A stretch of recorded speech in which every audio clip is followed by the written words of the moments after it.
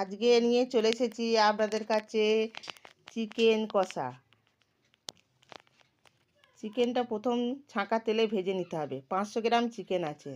ভেজে নিয়ে তুলে নেওয়ার পর আপনি এতে গরম মশলা, তারপর শুকনো লঙ্কা, তেজপাতা দিয়ে একটু ভেজে নেওয়ার পর পেঁয়াজ দিয়ে ভেজে নিতে হবে।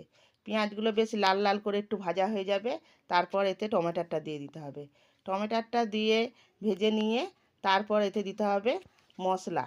গরম মশলার প্রথমেই আমি দিয়েছি, তারপর দিলাম গুঁড়ো মশলা। গুঁড়ো মশলার আগে রসুন বাটা, আদা বাটা, তারপর পেঁয়াজ বাটা দেওয়ার পর দিলাম হলুদ, জিরে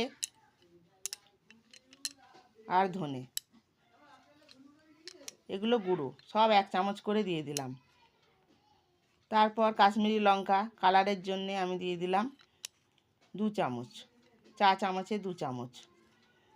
তারপর মাংসটা দিয়েও খানিক কষতে হবে। কষার পর তারপর যখন দেখবেন তেল ছেড়ে গেছে তখন জল দিয়ে দিতে হবে। জল দেওয়ার পর মিডিয়াম আঁচে এটা সেদ্ধ হতে দিতে হবে।